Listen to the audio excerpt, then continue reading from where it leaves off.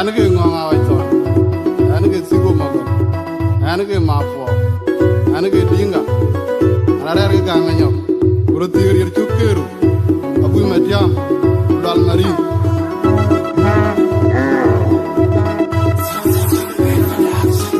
Unda na jarire kini mwinda bejabu beko bejadak. Matiani kujibili toga na jiyo jimia kujadak dia toga pon. Anani na wezio puli bandani bendi wiko jabu wenyar. Mwagi tine gati ranti lombe kuyoble. Anachoni una amja tawal moki. Unda jebini pinyi bandari ma kuyarde. Tegi mala wajwa wajungu lako.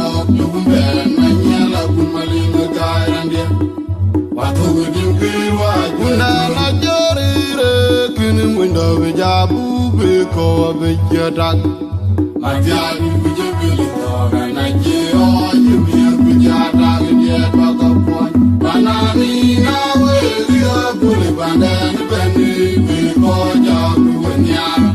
Mwangu tine gati ranti lombe kuyoble. Anachoni una amja tawal moki. Unda jebili pinyi bandari ma kuyarde. Tegi mala wajwa wajungu lako. Lumbe na nyela kumali magarandia.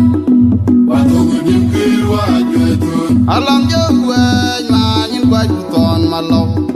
Mabira ulu nabi. Una maikon bani mayoroj makoy. Akwa wulbe ujabai lungu mami kumalambi. Ajiyo bugo unde nirole. Uwekwa na jina diya dolo. Alam jangwe nyanyin wajuton malo.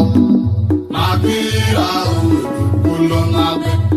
Una maikon bani mayoroj makoy. Akwa wulbe ujabai lungu mami kumalambi. Ajiyo bugo unde nirole. Uwekwa na jina diya dolo naduli. Wemi wabajira dundi dunga ya buku. Kana mabina njina liyetu. Ena mingi jatoka vitu. Agoro nye kumagiri jai. Undari jempore. Anarere rata manyangu. Inyaku kona buku. Olo lungu manyangu kuna pingire. Ala magani dai dai. Jahu pikiri ni babial. Ura dole lijari. Kama doge tona jera nambariru. Ego daya. Iden nyingi malalaran. Eko eke ajan. Dirombe na morwa.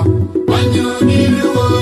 Awai malak. Windo jidil pampiyote. Iba pingana. Pinya nama dumbai. Ora toki doraga. Pabe kibela hiel. Awai madini. Pinya yamumu. Wewi toga jina dundi dumbai. Beukut. Ana mabena jina liyetu. Ana mingi jatoga vitu. Agoro nile kumagiri jai. Undari jempore. Anarere rata manyangu. Inyaku kona buku. Rolo lungu manyangu kuna pingire. Ala magani dai dai. Jahu pikiri ni babial. Ura dole lijari. Kama